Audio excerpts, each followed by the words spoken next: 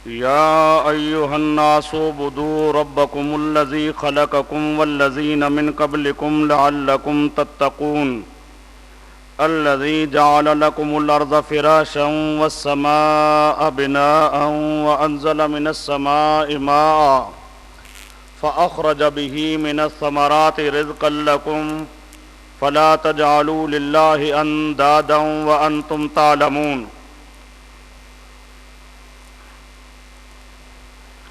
دعوی سورت اولاً۔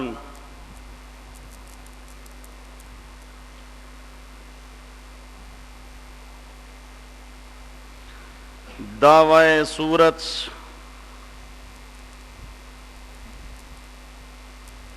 اولاً پہلی بار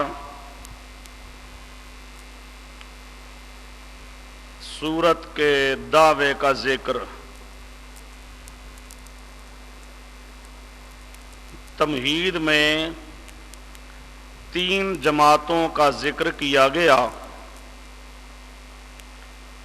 اب تینوں جماعتوں کو خطاب کر کے اللہ پاک اپنا پیغام سنا رہے ہیں۔ تمہید کے اندر 3 جماعتوں کا ذکر تھا، اب تینوں جماعتوں کو خطاب کیا جاتا ہے۔ یا ایھا الناس اعبدوا ربکم الذی خلقکم سے۔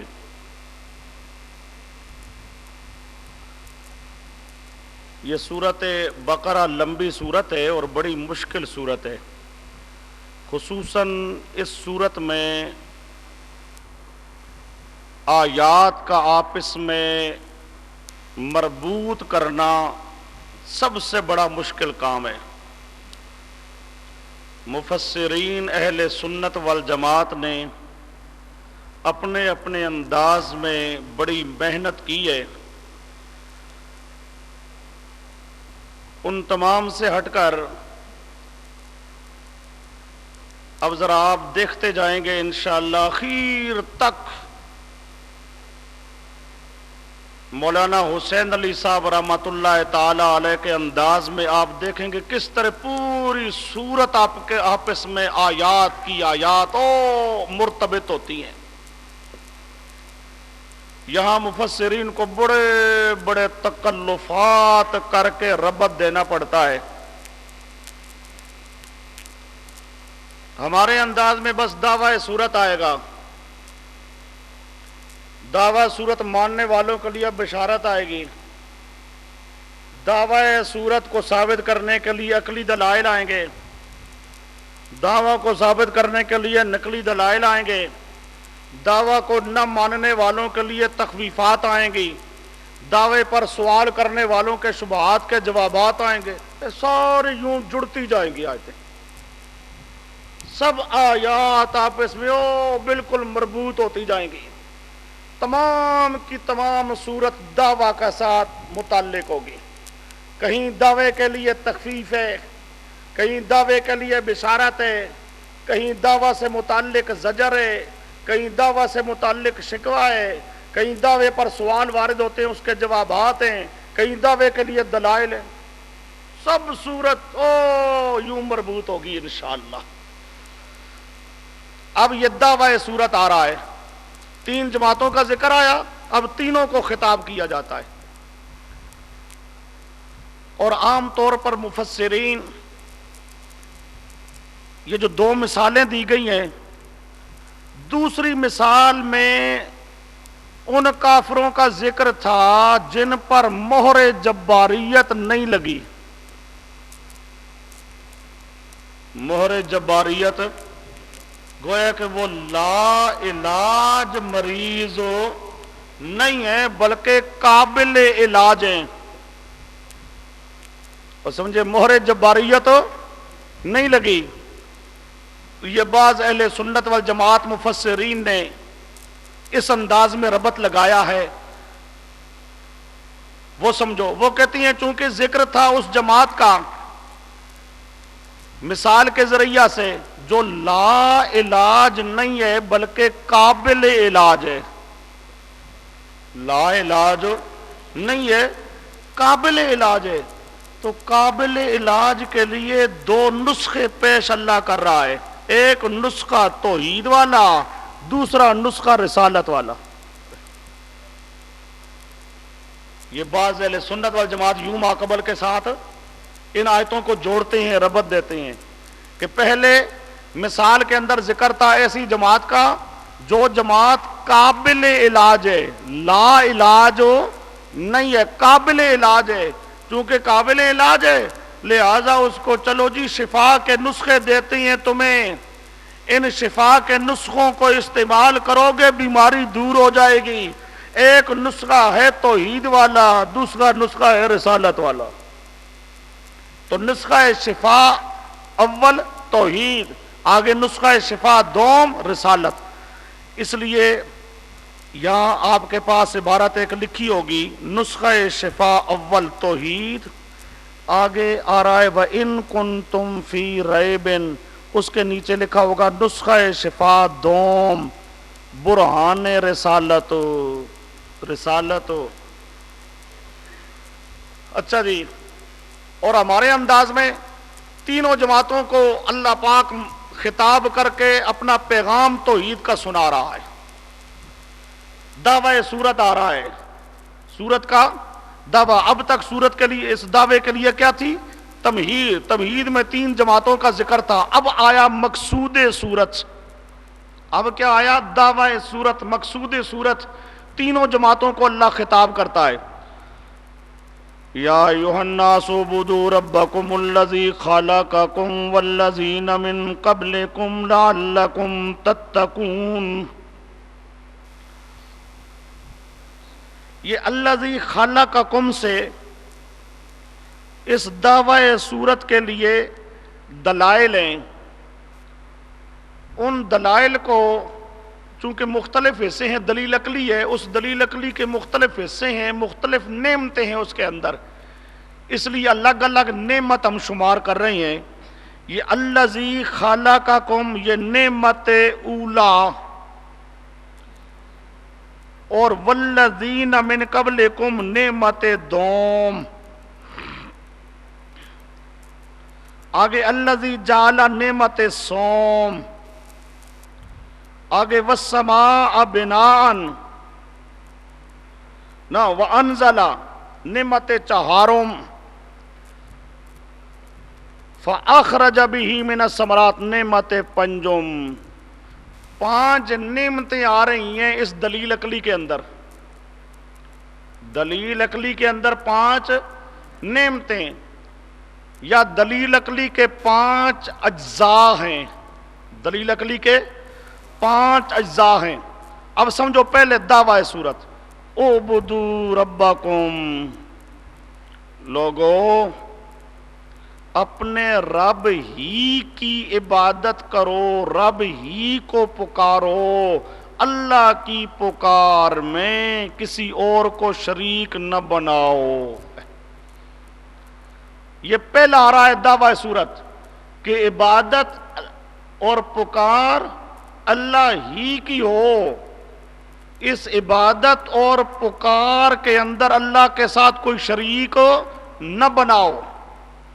یہاں اعبدوا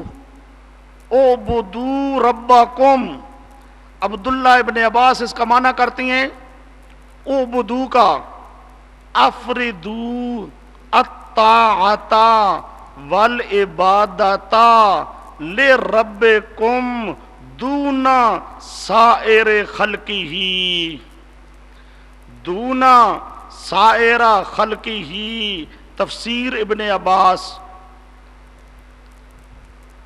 نہ تفسیر ابن جریر، حضرت عبداللہ ابن عباس مانا کرتے ہیں، امام ابن جریر نے اپنی تفسیر ابن جریر میں یہ نقل کیا ہے کہ اعبدوا ربکم کا معنی کیا ہے؟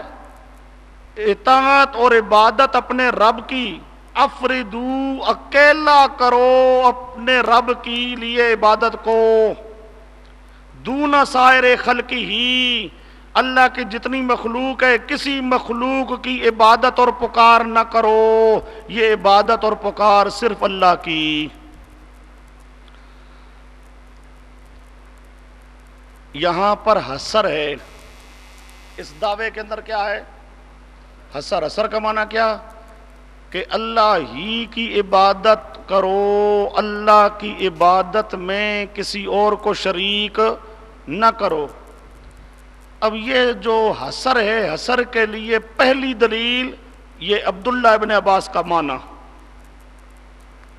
عبداللہ ابن عباس نے معنی کیا عبدو کا کیا؟ کہ افردو، یہ اپنے رب کی عبادت اکیلے کر کے کرو، دون سائر خلقی ہی، کسی اور کی عبادت نہ ہو. اس آیت کا معنی عبداللہ ابن عباس نے کون سا کیا؟ حصر والا. وہ سمجھے کون سا معنی کیا؟ حصر والا. تو معلوم ہوا اس جملے کے اندر کیا ہے؟ حصر ہے کہ عبادت اور پکار اللہ ہی کی ہو، اللہ کی عبادت اور پکار میں کسی اور کو شریک نہ بنایا جائے. یہاں حصر ہے. دلیل عبداللہ ابن عباس نے یہ معنی کیا ہے، جو رسول پاک کے صحابی ہیں. اور پہلے سمجھا چکا ہوں صحابی کی تفسیر ایسے ہے جیسے رسول پاک کی تفسیر ہے. تو گویا کہ تفسیر نبوی ہے کہ اللہ ہی کی عبادت ہونی چاہیے، اللہ کے علاوہ کسی اور کی عبادت نہیں ہونی چاہیے. یہ حصر کے لیے پہلی دلیل. دوسری دلیل، یہ آیت جب ختم اللہ کر رہا ہے، اخیر میں اللہ کہتے ہیں فَلَا تَجْعَلُوا لِلَّهِ أَنْدَادًا، اللہ کے لیے شریک نہ بناؤ. اللہ کے لیے شریک، معلوم ہوتا ہے اس میں حصر ہے کہ عبادت اللہ ہی کی کرو، اللہ کی عبادت میں کسی اور کو شریک نہ بناؤ. قرآن پاک کی آیت کے اندر صراحتاً حصر کا ذکر ہے. صراحتاً کیا ہے؟ حصر کا ذکر ہے کہ عبادت اللہ ہی کی ہونی چاہیے، کسی اور کو معبود بنا کر اللہ کے ساتھ شریک نہ کرو. اب یہ دعویٰ صورت ہے، عبادت پکار صرف اللہ کی، کوئی نبی ولی سائر خلقی، پوری مخلوق نوری ناری، اور سمجھے نوری ناری خاکی، نبی ولی پیر فقیر زندہ مردہ چھوٹا بڑا کوئی بھی ہو، عبادت مالی ہو، عبادت بدنی ہو، عبادت زبانی ہو، کوئی عبادت بھی ہو، وہ عبادت صرف اللہ کی، اللہ کے علاوہ کسی اور کی عبادت کرنے کی اجازت نہیں. اب دلیل اللہ آگے عقلی دلیل دیتا ہے. عقلی دلیل کے مختلف اجزاء ہیں. یہ اعبدوا ربکم،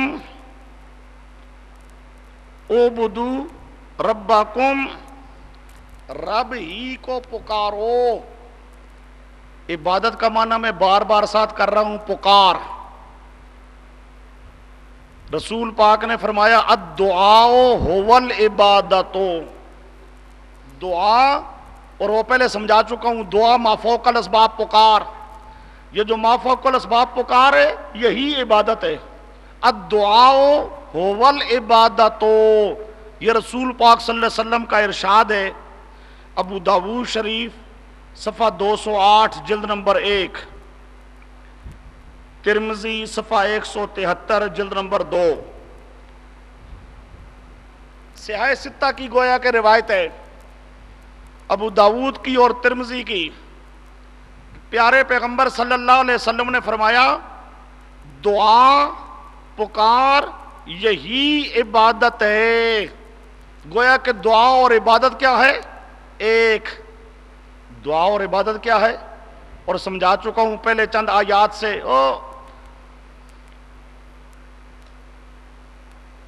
ان الذین یستکبرون عن عبادتی، پہلے قال ربکم ادعونی، ادعو دعا، پھر ان الذین یستکبرون عن عبادتی، دعائی کی بجائے عبادتی. عبادت اور دعا پکار کیا ہے؟ ایک. اب عبدو گویا کہ ادعو، عبدو گویا کہ ادعو، اللہ ہی کو پکارو. اللہ ہی کو پکارو، کسی نبی ولی زندہ مردہ کو پکارنے کی اجازت نہیں ہے، کسی کو شریک مت بناؤ، کسی کو مت پکارو، اللہ ہی کو پکارو۔ اچھا جی، اب اعبدوا ربکم، اللہ پاک نے یہ نہیں فرمایا اعبدوا اللہ،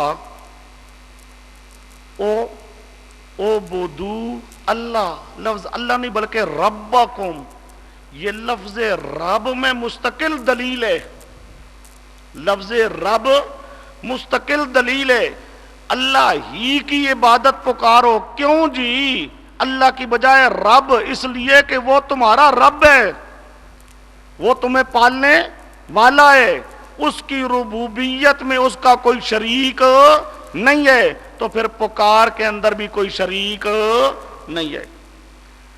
یہ ربکم والی جو تعبیر ہے یہ مستقل، اسے کہتے ہیں دعویٰ مع الدلیل۔ اگر لفظ ہوتا اعبد اللہ یہ دعویٰ ہوتا، لیکن جب اعبدوا ربکم تو یہ دعویٰ مع الدلیل۔ یہ کیا ہے؟ دعویٰ مع الدلیل۔ دعویٰ مع الدلیل کیا جا رہا ہے کہ اللہ ہی کو پکارنا ہے۔ کیوں؟ اس لیے کہ اللہ تمہیں پالنے والا ہے، تربیت کرنے والا ہے، اس رب ہونے میں اللہ کا کوئی شریک نہیں ہے، تو پکار کے اندر بھی اللہ کا شریک کوئی نہیں ہے۔ اب آگے مستقل عقلی دلیل آ رہی ہے، الذی خلقکم سے، الذی خلقکم، اس کے مختلف اجزاء ہیں۔ یہ پہلی نعمت، یہ گویا کہ پہلی جز ہے، والذین من قبلکم دوسری نعمت۔ بات کو ذرا سمجھو، پہلے سمجھا چکا ہوں کہ عقلی دلیل ایک ہوتی ہے انفسی اور ایک ہوتی ہے آفاقی۔ عقلی ایسی ہو کہ انسان کی اپنی ذات، اپنے وجود کے ساتھ تعلق ہو، تو وہ کیا ہوتی ہے؟ انفسی۔ انسان کی ذات کے ساتھ تعلق ہو تو انفسی، اور انسان کی ذات کو چھوڑ کر باقی جہان کے ساتھ تعلق ہو، اسے کہتے ہیں آفاقی۔ اب یہ الذی خلقکم والذین من قبلکم یہ انفسی ہے، اور آگے الذی جعل لکم وہ آفاقی ہے۔ اور بات سمجھے؟ اور یہ جو پہلے ہے خلقکم انفسی، اس خلقکم میں ایک ہے انسان کا وجود، اور ایک ہے انسان کا وجود جس چیز پر موقوف ہے۔ ایک ہے انسان کا اپنا موجود ہونا، ایک ہے انسان کا وجود کسی اور چیز کے موجود ہونے پر موقوف ہو۔ تو ہر انسان اپنے ماں باپ پر کیا ہے؟ موقوف ہے۔ ماں باپ ہوں گے تو وہ انسان آئے گا، تو ماں باپ کا وجود وہ ہوتا ہے موقوف علیہ، اور انسان کا اپنا کیا ہوگا؟ موقوف۔ اور سمجھے؟ اب ذرا سمجھو، یہ الذی خلقکم یہ نعمت اولا انفسی وجود، اور والذین من قبلکم یہ نعمت دوم موقوف علیہ وجود۔ وجود کا جو موقوف علیہ ہے، یعنی انسان کا وجود جس پر کیا ہے؟ موقوف ہے۔ وہ کس پر موقوف ہے؟ ماں باپ پر، آباء و اجداد پر۔ اور سمجھے؟ آباء اوپر تک سارے۔ اب سمجھو دلیل، سمجھو، پیدا کرنے والا، تمہیں وجود دینے والا، عدم سے وجود میں لانے والا کون؟ اللہ کہ پیر فقیر؟ یہ عقلی دلیل ہے، سمجھو، پہلے سمجھا چکا ہوں۔ عقلی دلیل ایسی ہوتی ہے کہ کافر اور مشرک کو بھی ماننا پڑتا ہے، حتیٰ کہ دہریے کو بھی ماننا پڑتا ہے۔ جو دہریہ اللہ کے وجود کا قائل نہیں ہے وہ بھی مانتا ہے کہ واقعتاً یہ جو انسان ہے اس کے پیدا کرنے میں کوئی نبی ولی پیر فقیر شریک نہیں ہے، آباء و اجداد کے پیدا کرنے میں کوئی نبی ولی پیر فقیر شریک نہیں ہے۔ انسان اپنے عقل سے سوچے، یہ عقلی دلیل، عقلی دلیل اس کا سارا دار و مدار انسان کے عقل پر۔ انسان کا عقل، انسان اپنے عقل سے سوچے تو اس کا عقل اسے بتائے گا کہ پیدا کرنے والا اس کو اللہ ہے، اس کے پیدا کرنے میں کوئی شریک نہیں ہے، اس کے آباء و اجداد کو پیدا کرنے والا اللہ ہے، آباء و اجداد کے پیدا کرنے میں کوئی شریک، اب پیدا کرنے میں شریک کوئی نہیں تو ادعو اعبدوا ربکم، پھر عبادت اور پکار میں بھی شریک کوئی نہیں۔ عبادت اور پکار اللہ ہی کی ہونی چاہیے۔ دلیل اس لیے اللہ کہتا ہے اپنا سوچو، تمہیں پیدا کرنے میں اللہ کا کوئی شریک نہیں، تمہارے باپ دادوں کے پیدا کرنے میں اللہ کا کوئی شریک نہیں۔ آگے الذی جعل لکم الارض فراشا، زمین کو بچھونا بنانے میں ایک زمین کو پیدا کرنا، پھر پیدا کر کے اس کو فرش بنانا، فرش اس پیدا کرنے میں، فرش بنانے میں کوئی نبی ولی اللہ کا شریک نہیں۔ والسماء بنا، آسمان کو چھت بنانے میں کوئی نبی ولی اللہ کا شریک نہیں۔ وَأَنزَلَ مِنَ السَّمَاءِ مَاءً، آسمان سے پانی اتارنے میں اللہ کا کوئی شریک نہیں۔ فَأَخْرَجَ بِهِ مِنَ الثَّمَرَاتِ رِزْقًا لَكُمْ، اور زمین سے مختلف پھلوں کو پیدا کرنا، نکالنا، اس نکالنے کے اندر اللہ کا کوئی شریک نہیں۔ جب ان میں شریک نہیں تو نتیجہ نکلا فَلَا تَجْعَلُوا لِلَّهِ أَنْدَادًا، تو سمجھے پھر تم بھی اللہ کا کوئی شریک نہ بناؤ۔ یہ ہر دلیل کا حصہ بتاتا ہے کہ اللہ کا شریک کوئی نہیں ہے، لہذا پکارنے کے اندر بھی اللہ کا شریک نہیں ہونا چاہیے، عبادت کے اندر بھی اللہ کا شریک نہیں ہونا چاہیے۔ اچھا جی، یہ الذی جعل لکم الارض فراشا، یہ نعمت سوم ہے آفاقی، اور والسماء بنا یہ بھی اسی میں ہے، آفاقی نعمت ہے یہ۔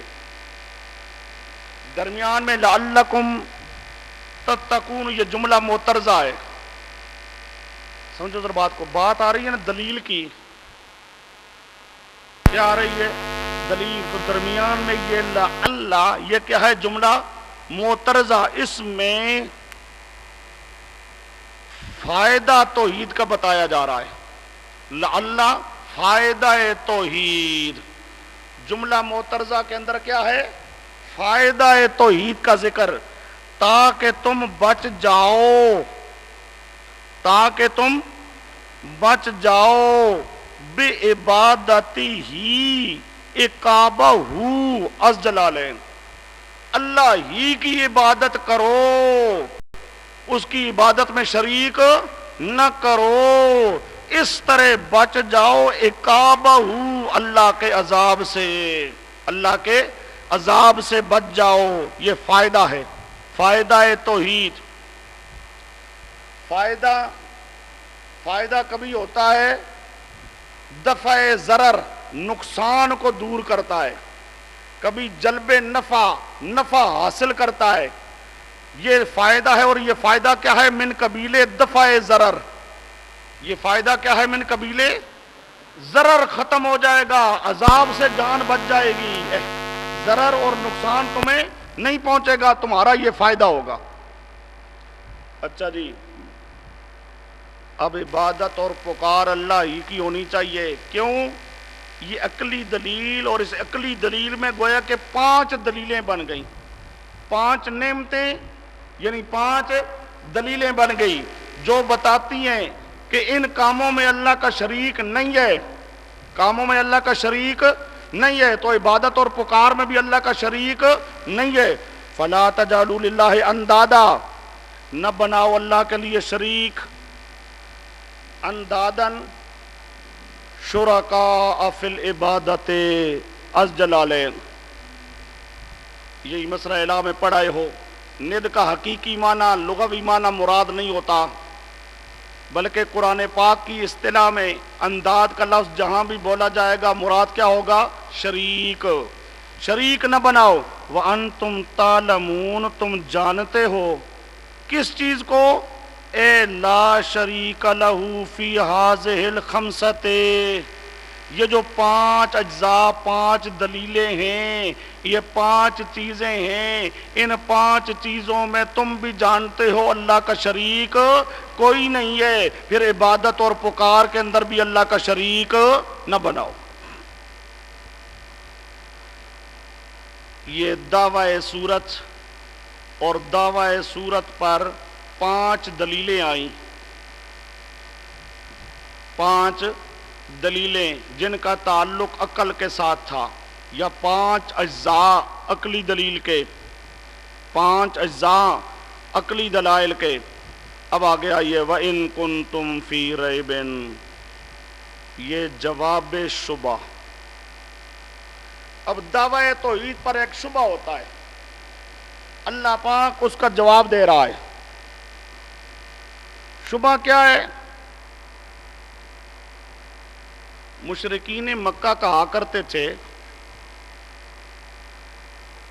اللہ یہ کہے کہ نبیوں ولیوں کو، پیروں فقیروں کو، میرے لاڈلوں کو، میرے محبوبوں کو پکارو نہیں، توبہ توبہ، اس میں تو بزرگوں کی توہین ہے۔ یہ جو اللہ کے لاڈلے ہیں، اللہ کے پیارے ہیں، اللہ کے محبوب ہیں، یہ کہا جائے کہ یہ کچھ کر سکتے نہیں ہیں، یہ مالک نہیں ہے، کارساز نہیں ہے، لہٰذا ان کو پکارو کوئی نہیں، ان کے نام کی نظریں نیازیں مت دو، ان کی عبادت مت کرو۔ توبہ توبہ جی، اللہ اپنے محبوبوں کے بارے میں ایسا کبھی کہہ سکتا نہیں ہے۔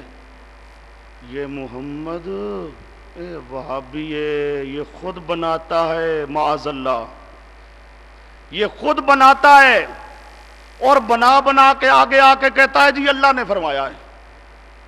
وہ اللہ نے فرمایا نہیں ہوتا، اللہ اپنے پیاروں کے بارے میں توبہ، او جی ایسے کیسے ہو سکتا ہے؟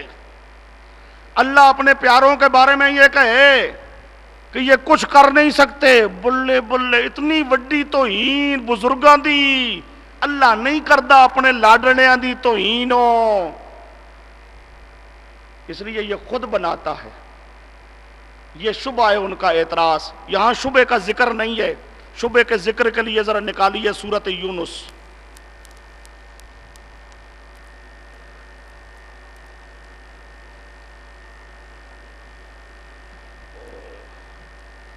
سورۃ یونس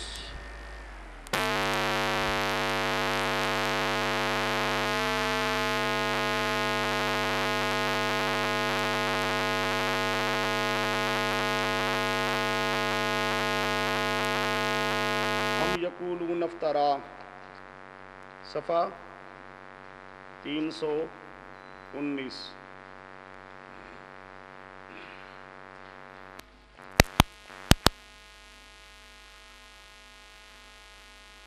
دیکھو جی، ان کا شبہ یہاں اللہ پاک نے ذکر کیا ہے، قرآن پاک میں اور مختلف صورتوں میں بھی اس کا ذکر ہے۔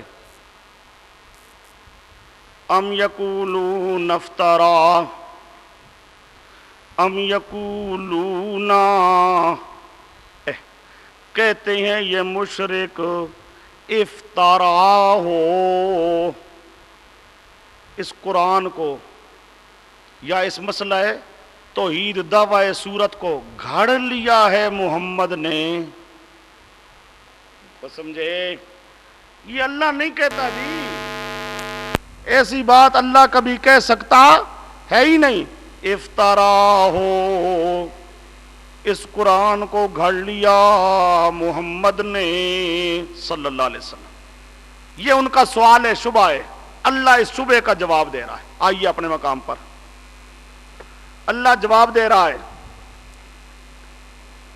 وَإِن كُنتُمْ فِي رَيْبٍ مِّمَّا نَزَّلْنَا عَلَىٰ عَبْدِنَا، اگر ہو تم شک میں، اگر ہو تم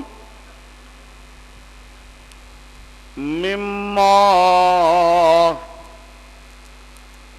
اس قرآن سے یا اس توحید سے جو ہم نے نازل کیا علی عبدنا، اپنے بندے پر، سمجھو در بات کو، اگر تمہیں شک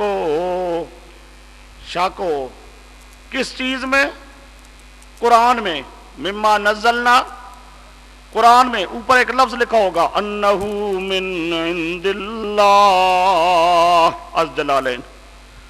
قرآن کے بارے میں اگر تمہیں شک ہو کہ یہ قرآن من عند اللہ، یہ قرآن کس کی طرف سے آیا ہے؟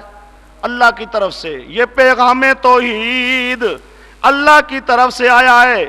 اگر تمہیں شک ہو تو فاتو بصورت من مثلہ، پھر تم بھی صورت بنا کے لے آؤ. اگر تمہیں شک ہے قرآن میں تو تم بھی صورت بنا کے. یہ مما نزلنا، یہاں ایک لفظ لکھا ہوگا منشأ شبہ. نزلنا، یہ نزل ینزل تنزیلا، اس کا معنی ہوتا ہے تھوڑا تھوڑا نازل کرنا. انزل ینزل اور نزل ینزل، اس کا عام طور پہ فرق کیا جاتا ہے. اور تنزیل کا معنی کیا ہوتا ہے؟ تفعیل سے تھوڑا تھوڑا نازل کرنا. یہ جو تھوڑا تھوڑا ہم نے نازل کیا، کبھی ایک رکوع، کبھی دو رکوع، کبھی چار رکوع، کبھی ایک سورت، کبھی آدھی سورت، یہ جو تھوڑا تھوڑا ہم نازل کرتے ہیں، تھوڑا تھوڑا ہم نازل کرتے ہیں اپنے بندے پر، یہ تنزیل تھوڑا تھوڑا نازل کرنا، یہ منشا ہے ان کے شبہ کا. سمجھو، شبہ اور اعتراض، اس کے لیے کوئی چیز منشا، کوئی بہانہ تو چیز بنتی ہے نا. اور سمجھے وہ بہانہ غلط ہوتا ہے. بہانہ کیا ہوتا ہے؟ غلط ہوتا ہے. لیکن جب بھی کوئی اعتراض کرنے والا اعتراض کرے گا، اس کے اعتراض کے لیے کچھ اسے تھوڑی سی بنیاد ملتی ہے، کچھ نہ کچھ اسے جگہ ملتی ہے، تو پھر آگے سے وہ اعتراض کر دیتا ہے. اب پیغمبر کریم جو سناتے تھے تھوڑا تھوڑا، وہ کہتے تھے ہاں وہ غار حرا میں چلا جاتا ہے نا، یا فلاں جو اس کا یار دوست ہے اس کے پاس چلا جاتا ہے نا، وہاں بیٹھ کے یہ بناتے رہتے ہیں، مضمون بناتے ہیں، لکھتا ہے، یہ مضمون بناتا ہے. جتنا مضمون بن جاتا ہے آ کے کہتا ہے اللہ نے اتارا ہے. بناتا خود ہے اور کہتا ہے کہ یہ اللہ نے نازل کیا. اللہ کہتا ہے نازل تو ہم کرتے ہیں، پر تھوڑا تھوڑا. اس تھوڑا تھوڑا نازل کرنے سے ان کو شبہ ہو گیا. تھوڑا تھوڑا نازل کرنے سے ان کو کیا ہو گیا؟ شبہ. اب دیکھو، اگر ہو تمہیں شک، ہو تم شک کے اندر، مما، اس قرآن سے، مسئلہ توحید سے. قرآن کیا کہ انہو من عند اللہ، اور یہ نزلنا، یہ کیا ہے؟ منشأ و شبہ. ہم نے نازل کیا، ہم نے نازل کیا قرآن علی نورنا.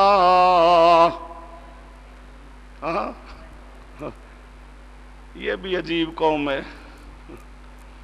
نازل کیا ہم نے اپنے بندے پر. وہ جی بندہ تو بندہ آئے وے، بندہ کہا جائے تو کہتے ہیں پتہ نہیں کیا ہو گیا. اور اگر بندہ کہنا توہین ہوتی تو اللہ کہتا اللہ عبدنا، جو ہم نے اتارا اپنے بندے پر.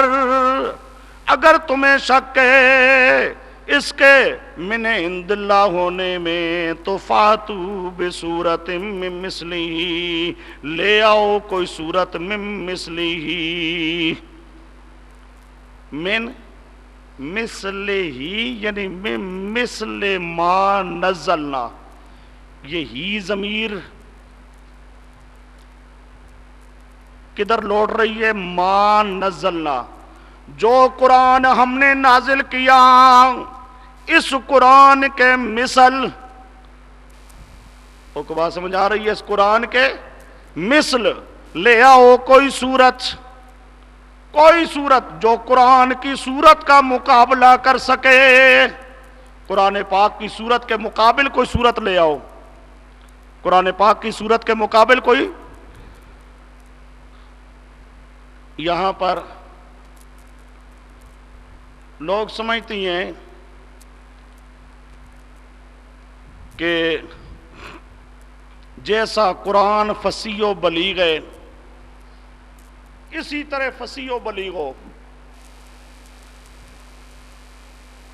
وہ محدود کر دیتے ہیں قرآن کو فصاحت و بلاغت میں، کہ جتنا زیادہ فصیح و بلیغ ہے نا قرآن، جتنا زیادہ فصیح و بلیغ ہے قرآن، اس جیسی فصیح و بلیغ کو صورت لے آؤ۔ ہمارے حضرت صاحب رحمۃ اللہ تعالی علیہ فرمایا کرتے تھے یہ ضروری نہیں ہے صرف فصاحت و بلاغت، فصاحت و بلاغت بھی ہے، اور سمجھے فصاحت و بلاغت بھی ہے، لیکن صرف یہی نہیں ہے، بلکہ یہاں ایک عبارت لکھو، آپ کے پاس لکھی ہوئی ہو تو ٹھیک ہے، نہیں تو لکھ لو۔ فصاحت و بلاغت میں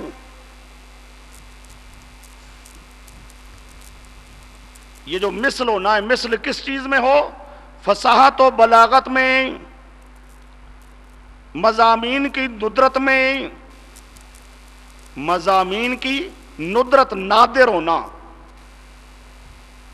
فصاحت و بلاغت میں مضامین کی ندرت میں نادر ہونے میں، واقعات ماضیہ و آتیہ کی صداقت میں، ماضی کے واقعات قرآن بیان کرتا ہے، آئندہ آنے والے واقعات بیان کرتا ہے لیکن بالکل سچے، واقعات ماضیہ و آتیہ کی صداقت میں، امثال و مواعظ کی اثر انگیزی میں، امثال و مواعظ کی اثر انگیزی میں، جس طرح قرآن مثالیں دیتا ہے، واعظ کرتا ہے، اور مثال کا اور واعظ کا اثر ہوتا ہے، اس طرح ہو، اور دلائل و براہین کی جامعیت، اور دلائل و براہین کی جامعیت و معقولیت میں قرآن کا مثل ہو۔ صرف فصاحت و بلاغت میں موجز ہونا مراد نہیں، صرف قرآن کی صرف فصاحت و بلاغت میں موجز ہونا مراد نہیں، یہ بلکہ فصاحت و بلاغت بھی ہو، نادر مضامین بھی ہوں، ماضی کے واقعات سچے، آئندہ کے واقعات سچے، مثال اثر انگیز، دلائلوں براہینوں، ان تمام چیزوں میں قرآن کا مثل لاؤ۔ سمجھے قرآن ایسی کتاب ہے، آخر اس قرآن کا مقابلہ کرنا چاہتے ہو تو یہ مختلف ان چیزوں میں قرآن کی مثل کوئی صورت لے آؤ، قرآن کی مثل کوئی صورت لے آؤ۔ اور یہ صورت لانے میں وَدُعُوا شُهَدَاءَكُم مِّن دُونِ اللَّهِ، بلا لو اپنے شہیدوں کو، اپنے معبودوں کو، من دون اللہ، اللہ کے سوا، اللہ کے سوا جن جن کو پکارتے ہو نا ان اپنے معبودوں کو بلا لو، ان کنتم صادقین، اگر ہو تم سچے۔ سچے کس بات میں؟ انہو من کلام البشر از جامع البیان، تم جو کہتے ہو کہ یہ قرآن بشر کی کلام ہے، محمد نے اس کلام کو خود بنایا ہے، اگر اس دعوے کے اندر تم سچے ہو نا کہ یہ محمد کریم صلی اللہ علیہ وسلم کی اپنی کلام ہے، محمد کریم نے اس کو بنایا ہے، اگر اس دعوے کے اندر سچے ہو تو پھر خود بھی مقابلہ کرو، اپنے معبودوں کو بھی بلا لو، اپنے معبودوں کو بھی بلا لو۔ یہ وَدُعُوا شُهَدَاءَكُم میں شہداء کا لفظ اللہ نے ذکر کیا، کیوں؟ شاہ عبد العزیز صاحب لکھتے ہیں کہ وہ اپنے معبودوں کو حاضر ناظر سمجھتے تھے۔ شہداء شہید کی جمع ہے، شہداء شہید کی جمع، شہداء اور وہ معبود جن کو حاضر ناظر سمجھتے ہو نا، وہ اللہ کے علاوہ جو تم نے اپنے معبود بنائے ہوئے ہیں نا، اور جن کو حاضر ناظر سمجھتے ہو نا، ان کو بھی بلا لو۔ معبود کی بجائے اللہ پاک نے شہداء کا لفظ کیوں فرمایا؟ کہ وہ اپنے معبودوں کو حاضر ناظر سمجھتے تھے۔ تفسیر عزیزی، تفسیر عزیزی، اگر ہو تم شک میں تو لے آؤ آگے۔ فَإِن لَّمْ تَفْعَلُوا، یہ تخفیف اخروی، اگر تم یہ کام نہ کر سکو، تو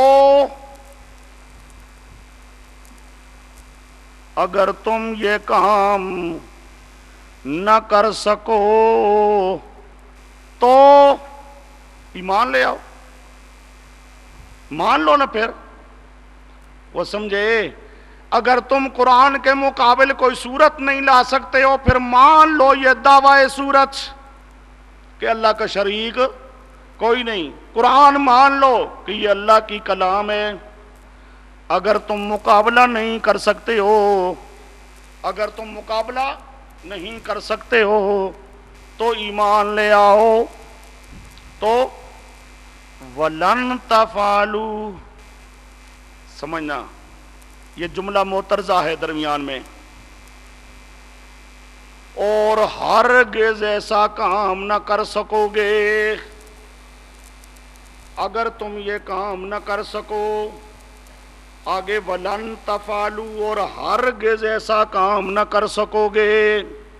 إِن كُنتُم فِي رَيْبٍ مِّمَّا نَزَّلْنَا عَلَىٰ عَبْدِنَا، وہ سمجھے، فَإِن لَّمْ تَفْعَلُوا، اگر تم یہ کام نہ کر سکو، وَلَن تَفْعَلُوا، اور ہرگز یہ کام نہ کر سکو گے۔ ہرگز یہ کام، یعنی قرآن کے مقابل کوئی صورت تم لا نہیں سکو گے۔ پھر مان لو ظالموں، مان لو نا کہ قرآن سچی کتاب ہے۔ اگر نہ مانو گے تو نتیجہ کیا نکلے گا؟ فَاتَّقُوا النَّارَ، یہ ثمرہ اخروی، ثمرہ۔ اگر مانو گے نہیں، کفر کرو گے، مانو گے نہیں، کیا کرو گے؟ کفر کرو گے، پھر آگ میں جانا پڑے گا، آگ میں جانا۔ فَاتَّقُوا النَّارَ الَّتِي وَقُودُهَا النَّاسُ وَالْحِجَارَةُ، یہ کفر کا ثمرہ اخروی۔ پر بچو تم، ڈرو تم اس آگ سے کہ جس کا ایندھن، وقود ایندھن، لوگ ہوں گے اور پتھر، لوگ ہوں گے اور پتھر، لوگ وہاں جلیں گے، مشرک کافر، اور پتھر۔ پتھر سے مراد کون سے پتھر ہیں؟ امام راضی وغیرہ مفسرین انہوں نے کہا پتھر سے مراد ہیں بتوں والے پتھر، وہ پتھر جن پہ بتوں کی شکلیں بناتے تھے نا، وہ پتھر آگ میں اللہ ان کو جلائے گا تاکہ مشرک دیکھیں، او یہ بابا جی، او یہ بت والا، یہ بت، ان کو ہم بڑا حاجت روا تھے، مشکل کشا سمجھتے تھے، انہوں نے ہمیں کیا بچانا تھا، یہ تو بت خود جل رہے ہیں۔ تو یہاں پر جی حجارہ، اس سے مراد کیا ہیں؟ وہ پتھر جن پہ ان کے معبودوں کی صورتیں ہوتی تھیں، بت بنائے ہوئے ہوتے تھے۔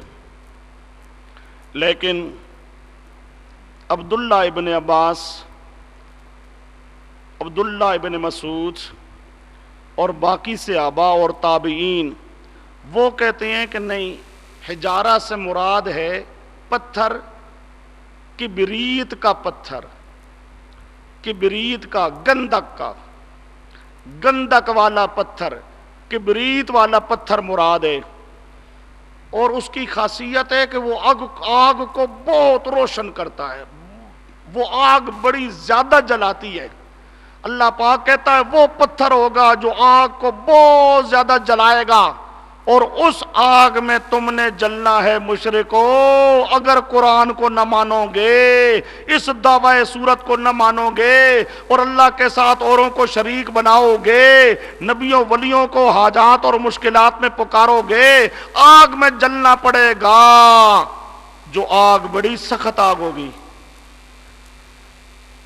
وہ عدت للکافرین، وہ آگ تیار کی گئی ہے واسطے کافروں کے، تیار کی گئی ہے واسطے کافروں کے۔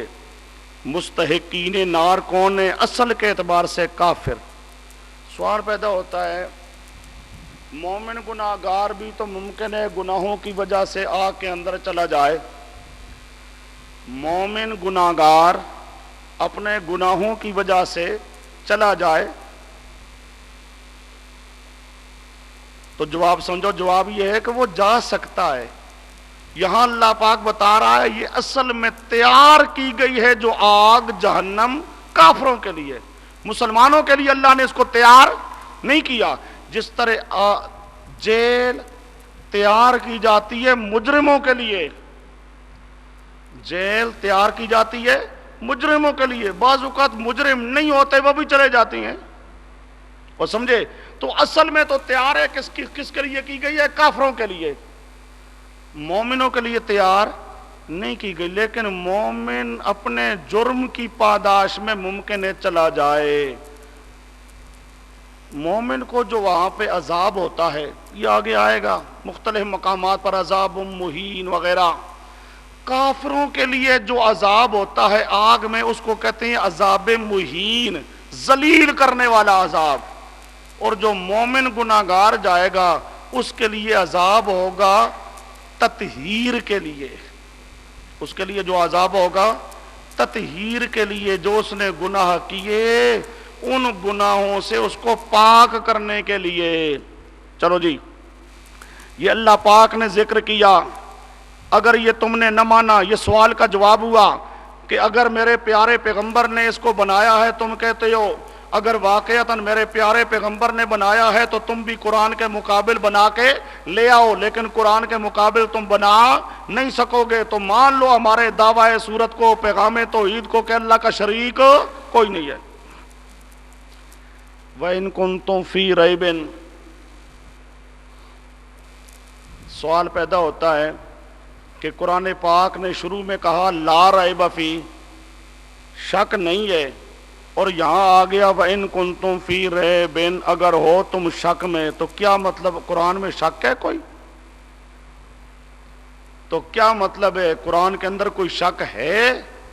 جواب سمجھو، جواب یہ ہے کہ قرآن کے اندر کوئی شک نہیں ہے، اور یہاں بھی یہ ذکر نہیں ہے کہ قرآن کے اندر کوئی شک ہے، یہاں پر ذکر ہے کس چیز کا؟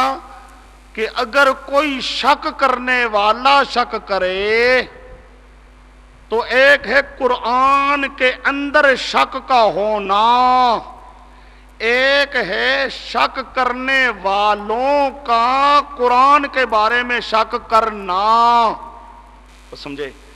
قرآن میں تو کوئی شک نہیں ہے، لیکن جو کافر مشرک ہیں وہ قرآن کے اندر کیا کر سکتے ہیں؟ شک کر سکتے ہیں۔ تو یہاں پر ذکر ہے مرتابین، سمجھو، ریب سے ارتاب، یرتابوں سے اسم فاعل مرتاب، یہاں پر ذکر ہے مرتابین کا، مرتابین یعنی شک کرنے والے اگر کوئی ہوں، شک کرنے والے کوئی ہوں۔ یہ تو ہو سکتا ہے کہ کوئی کافر مشرک شک کرے، لیکن قرآن خود مشکوک نہیں ہے، قرآن کے اندر کوئی شک نہیں ہے۔ اچھا جی، وَادُوا شُهَدَاءَكُم مِّن دُونِ اللَّهِ إِن كُنتُمْ صَادِقِينَ فَإِن لَّمْ تَفْعَلُوا، یہاں سے آ گئی تخفیف، جو قرآن پاک کا طریقہ ہے کہ جو نہ مانے اس کے لیے ڈراوا ہے۔ وَبَشِّرِ الَّذِينَ آمَنُوا، بشارت، یہ تخفیف اور بشارت ان کو کہا جاتا ہے توأمین، تخویف اور بشارت یہ دو کیا ہیں؟ توأمین، توأمین جڑواں دو بچے، جوڑے، دو بچے جو اکٹھے پیدا ہوں، دو بچے جو اکٹھے پیدا ہوں، جوڑا، اور سمجھے جوڑا اکٹھے جو پیدا ہوں، یہ تخفیف اور بشارت جوڑا ہیں۔ یعنی اللہ پاک کا طریقہ ہے، جہاں اللہ پاک تخفیف ذکر کرتا ہے تو مومنوں کے لیے بشارت، مومنوں کے لیے بشارت ذکر کرتا ہے تو کافروں کے لیے تخفیف اور ڈراوا۔ تو ان دونوں کو اللہ پاک عام طور پہ قرآن پاک میں یہ ہوتا ہے، ایک کا ذکر ہے تو ساتھ دوسری کا ذکر بھی آئے گا۔ اب یہاں پر تخفیف کا ذکر آیا تو ساتھ ہی بشارت کا۔ جو نہیں مانتے توحید کو، مشرک ہیں، اس ہمارے دعوی صورت کو ماننے کے لیے تیار نہیں ہے، ان کے لیے آگ، اور جو مان گئے ان کے لیے بشارت۔ وبشر الذین آمنوا وعملوا الصالحات۔ انسان کی اصلاح کا دار و مدار دو قوتوں پر ہے۔ انسان کی اصلاح کا دار و مدار دو قوتوں پر ہے، ایک قوت اعتقادیہ، دوسری ہے قوت عملیہ۔ ایک ہے قوت اعتقادیہ اور دوسری کیا ہے؟ قوت عملیہ۔ اب اگر یہ قوت اعتقادیہ بھی صحیح ہو، اس کی بھی اصلاح ہو جائے، اور قوت عملیہ کی بھی اصلاح ہو جائے، تو وہ انسان کامل انسان ہے۔ انسان کو کمال ملتا ہے ان دو قوتوں کی اصلاح کرنے سے۔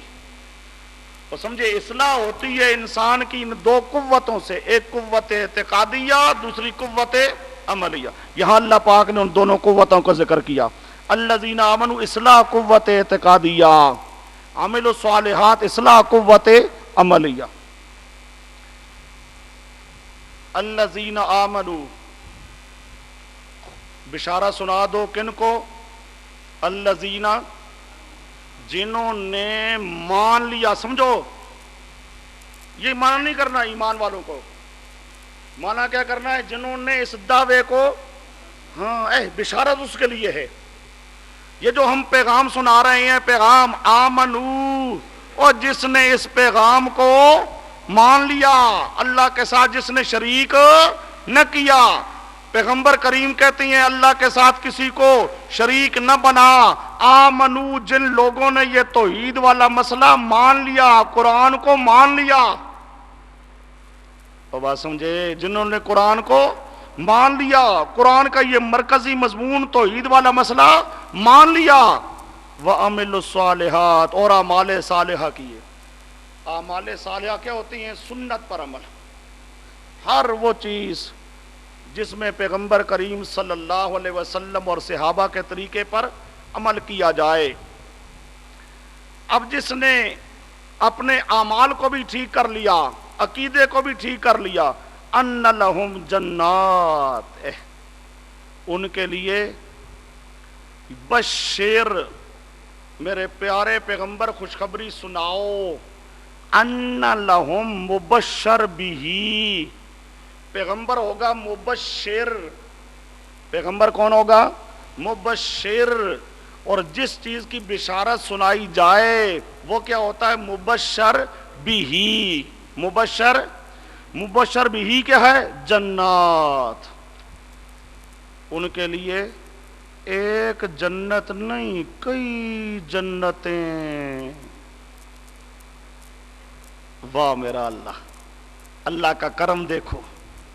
وہ ایمان والو، او توحید کو ماننے والو، او توحید کو ماننے والے بنو، او میرے پیارے پیغمبر ان کو خوشخبری سنا، ایک نہیں، اللہ کہتا ہے کئی جنتیں دوں گا، ایک نہیں کئی جنتیں دوں گا،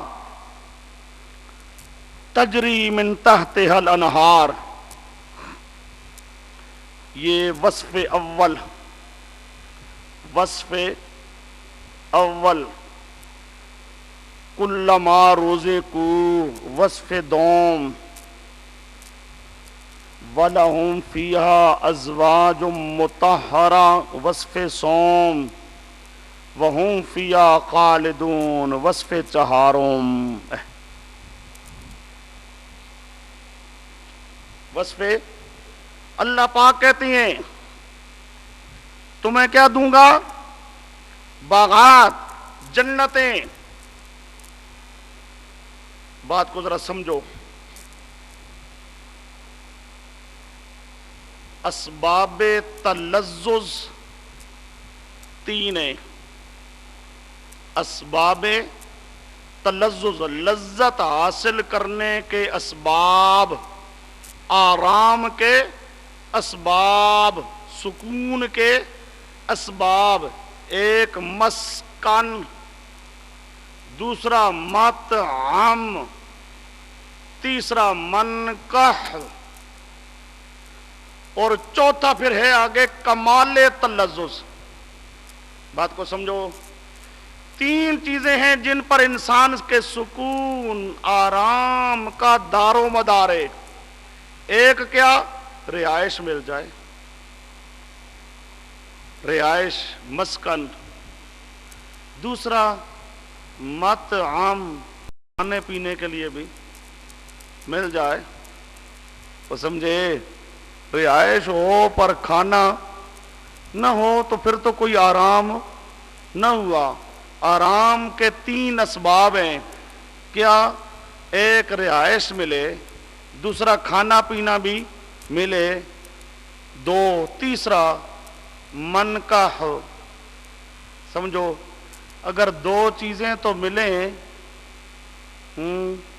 دو چیزیں تو ملیں، پر تیسری چیز رفیقہ حیات نہ ملے، زندگی کا ساتھی نہ ملے، تو وہ کہتا ہے زندگی کا مزہ کوئی نہیں جی۔ تیسری چیز سکون کا سبب زوجہ مطہرہ، زوجہ مطہرہ، رفیقہ حیات۔ یہ تین چیزیں ہیں جن سے انسان کو سکون ملتا ہے۔ پھر اس سکون میں کمال، اس لذت میں، تلذذ میں کمال۔ کمال کیا ہے؟ کہہ دیا یار ہمیشہ رہے، جب اس کہا جی ہمیشہ یہ تیری لذتیں ہمیشہ، واہ واہ، اب کیا کہنا۔ اللہ پاک کہتا ہے میرے پیارے پیغمبر ان کو بتا دو جو لذت کی تین چیزیں ہیں نا، سکون اور آرام کے جو تین اسباب ہیں، وہ تین اسباب بھی دوں گا، اور لذت کو کامل کرنے والی چیز خلود، وہ بھی تمہیں دوں گا۔ لیکن شرط یہ ہے کہ مان لو توحید کو، یا ایھا الناس اعبدوا ربکم الذی خلقکم، میری توحید کے اندر کسی کو شریک نہ بناؤ، کسی نبی ولی کو حاجات اور مشکلات میں مت پکارو، عقیدہ مت بناؤ کہ نبی ولی سنتے ہیں، جانتے ہیں، کر سکتی ہیں، کروا سکتی ہیں، ان کو پکارو حاجات میں۔ نہ نہ، کسی کو پکارنے کی اجازت نہیں ہے، اللہ ہی کو پکارو، اللہ ہی کی پکار کے اندر کسی کو شریک مت ٹھہراؤ۔ اے میرے پیارے پیغمبر ان کو بتا، اگر یہ مسئلہ تم نے مان لیا تو یہ لذتیں دوں گا۔ دیکھو اب یہ جنات، اس میں یہ وصف اول ہے، وہی سبب تلذذ اول ہے، سبب تلذذ اول، اور کلما رزقو یہ سبب، وصف دوم، سبب تلذذ دوم۔ آگے آ رہا ہے وَلَهُمْ فِيهَا أَزْوَاجٌ، یہ وصف سوم یعنی سبب تلذذ سوم، وَهُمْ فِيهَا خَالِدُونَ، وصف چہارم، یہ کیا ہے؟ کمال تلذذ، کمال، تمہارے لیے باغات ہوں گے جی، ایک نہیں کئی باغات ہوں گے، تجری من تحتها الانہار، من تحتها الانہار، ان باغات کے نیچے، یعنی من تحت اشجارہا و قصورہا، از جلالین، تحتہا یعنی باغات کے اندر درخت ہوں گے، محلات ہوں گے، ان درختوں کے نیچے نیچے نہریں چل رہی